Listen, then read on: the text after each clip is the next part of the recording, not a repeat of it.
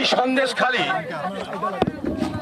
এখানকার পঞ্চায়েত, এখানকার পঞ্চায়েত সমিতি, এখানকার জেলা পরিষদ, এখানকার এমএলএ এমপি, বাংলার সরকার সমস্ত কিছু পরিচালনা করে তৃণমূল পার্টি। এবং একদিন নয়, বছরের পর বছর ধরে তারা সারা বাংলাকে যখন শাসন করছে, সন্দেশখালীকেও শাসন করেছে। এই সন্দেশখালীর বুকে যখন বাংলার মা বোনেদের সেই ভয়ঙ্কর দিনগুলোর কাহিনী প্রকাশ পাচ্ছে,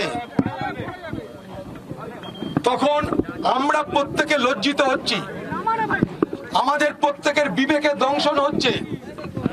আমরা এটা মানতে পারছি না যে কবিগুরু রবীন্দ্রনাথ ঠাকুর, কাজী নজরুল, বিবেকানন্দ, ঠাকুর রামকৃষ্ণের এই বাংলায় কিভাবে মা বোনদের উপরে এই ধরনের অত্যাচার হতে পারে।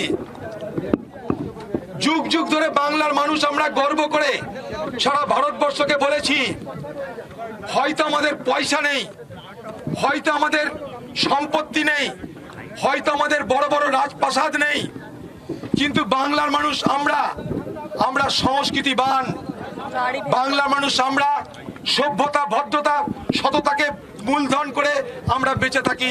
এটা আমরা যুগ যুগ ধরে ভারতবর্ষের মানুষকে বলেছি। আমরা গর্ব করে বলি যে কলকাতা হচ্ছে সারা ভারতবর্ষের সংস্কৃতির রাজধানী, অর্থাৎ বাংলা হচ্ছে দেশের সংস্কৃতির রাজধানী। যেমন বোম্বেকে বলা হয় বাণিজ্যের রাজধানী, দিল্লিকে বলা হয় রাজনীতির রাজধানী, তেমনি বাংলাকে বলা হয় সংস্কৃতির রাজধানী। আজকে সেই বাংলায় কোন সংস্কৃতির মধ্যে আমরা জীবন যাপন করছি, সন্দেশখালী তার জ্বলন্ত প্রমাণ। একটা ঘটনা, সেই ঘটনাকে ধামাচাপা দেওয়ার কেন এত চেষ্টা? আমাদের প্রশ্নটা কিন্তু এই জায়গাটাই। আমরা এখানটা কোনো বোমা, গুলি, পিস্তল নিয়ে আসিনি। যেহেতু সন্দেশখালী ঘটনায় আমরা সবাই বিব্রত বোধ করছি, সন্দেশখালী ঘটনা নিয়ে সারা দেশ জুড়ে আলোচনা হচ্ছে, তাই বাংলার মানুষ হিসাবে, বাংলার জনপ্রতিনিধি হিসাবে আমাদেরও কৌতূহল, আমাদেরও জিজ্ঞাসা, কি হয়েছে সন্দেশখালীর মানুষের কাছে জানবার চেষ্টা করব। এটার মধ্যে কোনো অন্যায় আছে? এটার মধ্যে কোনো অপরাধ আছে? এখানকার পুলিশ বাহিনী, সরকার ড্রোন উড়িয়ে সব দেখছেন। এখানে কোনো বোমাবাজি করতে আসেনি। আমরা ভদ্রভাবে বলতে এসেছিলাম সন্দেশখালীতে প্রবেশ কেন আমাদের জন্য নিষিদ্ধ। হাইকোর্ট বলছে 144 ধারা উঠিয়ে দাও। তারপরেও এখানকার পুলিশ শতপবিত্র হয়ে তৃণমূল নেত্রী মমতা ব্যানার্জির নির্দেশে এখানে বিভিন্ন জায়গায় 144 ধারা জারি করেছে। সেটাও তো পুলিশ বলতে পারে নাকি? পুলিশের তো উচিত যেখানে ব্যারিকেড করেছেন সেখানে মাইক রাখা, মাইক রেখে বলে দেওয়া যে এখানে 144 ধারা আপনারা এগোবেন না। আপনারা তারও ব্যাখ্যা দিতে পারছেন না। আমাদের মিছিল যাতে আটকানো যায় তার জন্য আমাদেরই ঘরের মা বোন যারা আজকে পুলিশ বাহিনীতে আছে, আমরা তাদের জন্য গর্ববোধ করি। শুধু পশ্চিমবঙ্গেই পুলিশ বাহিনীতে মহিলা নেই, সারা ভারতবর্ষের সামরিক বাহিনীতেও আছে। আমরা চাই বাংলার শুধু নয়, ভারতবর্ষের মহিলারা এগিয়ে আসুক। কিন্তু আমাদের যখন প্রতিবাদ, সেই প্রতিবাদকে সামনে রেখে মহিলা পুলিশদের খাড়া করে দিয়ে আপনারা কি বার্তা দিতে চাইলেন? আপনারা আরেকটা অন্যায় করলেন। কারণ আমরা সেই ব্যবস্থা করে আসিনি এখানটাই, আমরা এখানে তো প্রতিবাদ করতে এসেছি। সেখানে পুলিশ বাহিনীকে সামনে রেখে আমাদের প্রতিবাদকে আপনারা খর্ব করে দেওয়ার প্রথমে চেষ্টা করলেন। কোন পুরুষকে আমরা খুঁজে পেলাম না। এ তঞ্চকতা কেন? এই চালাকি কেন? কেন এখানকার পুলিশের অফিসাররা কথা বলতে পারছে না? আমি জিজ্ঞেস করছি এখানে অফিসারকে, সে অফিসার জবাব দিচ্ছে না। আমি জিজ্ঞেস করছি এখানে জবাব নিষেধ কেন, সে অফিসার বলতে পারছে না, শুধু বলছে এরপর যাওয়া যাবে না। কেন? তার কোনো ব্যাখ্যা নাই। 144 ধারা কোথা থেকে ইম্পোজ হয়েছে আমরা কেউ জানি না। আইনের বই দেখানো হলো যে 144 ধারা থাকলেও 4 থেকে 5 জন লোক যেতে পারে, তারও কোনো জবাব নেই আপনাদের কাছে। তাহলে আপনারা কারা? আপনারা পুলিশ বাহিনী না তৃণমূলের বাহিনী? কার বাহিনী? আমাদের জানতে ইচ্ছা করে।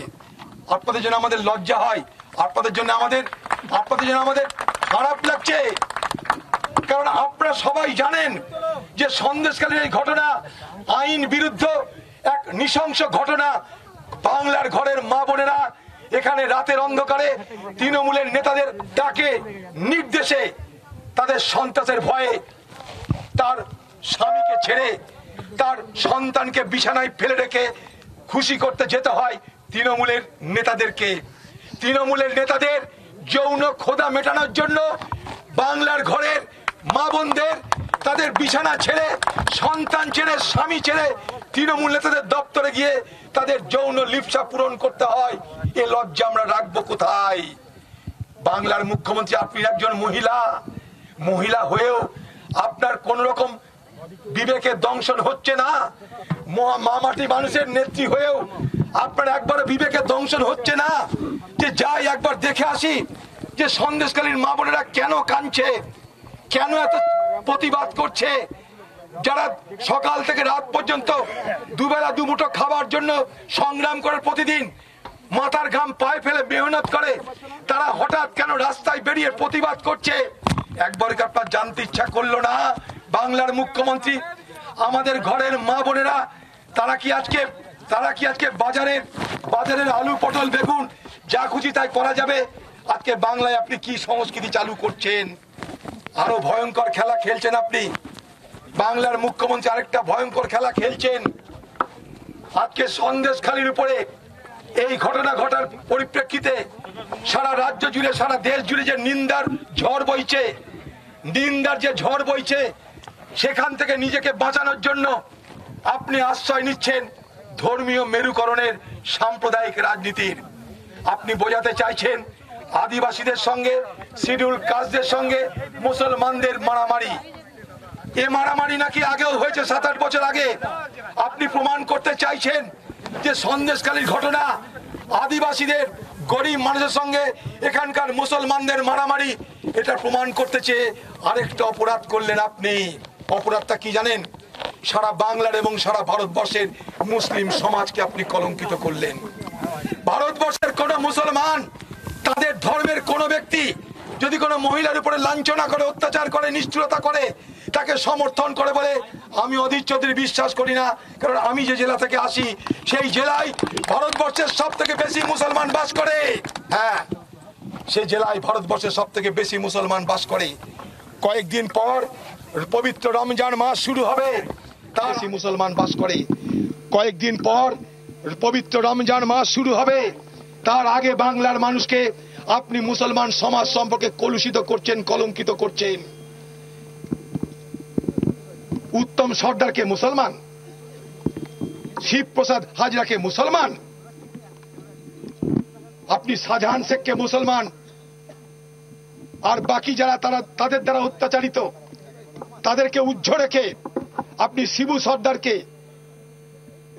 আপনি উত্তম সর্দার শিবপ্রসাদ হাজরাদেরকে সামনে রেখে দিয়ে সন্দেশখালীর যে সমস্যা, সন্দেশখালীতে যে অত্যাচার, সেই অত্যাচারটাকে গুলি দিয়ে আপনি হালকা করতে চাইছেন, এটাকে ফিকা করতে চাইছেন, মানুষের মনে বিভ্রান্তি তৈরি করতে চাইছেন।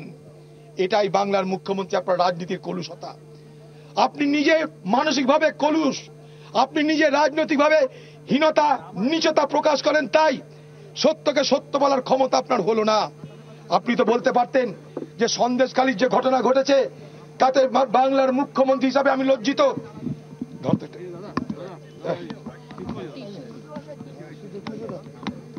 আপনি তো বলতে পারতেন যে আপনি লজ্জিতা, বাংলার সন্দেশখালীর এই ঘটনায় বাংলাকে লজ্জিত হতে হয়েছে, আমি কড়া ব্যবস্থা নেব, আপনি তো বলতে পারতেন। তাতে আপনার সরকার পড়ে যেত না, তাতে লোকে আপনাকে অপমান করতো না, লোকে আপনাকে অভিযুক্ত করতো না।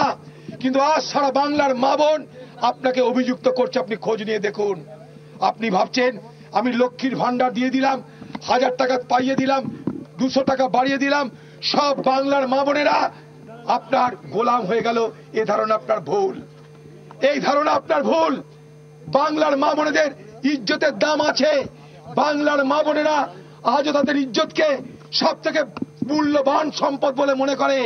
আপনি 1000 টাকা 1200 টাকার বিনিময়ে তাদের সেই ইজ্জতকে খরিদ করতে যাবেন না।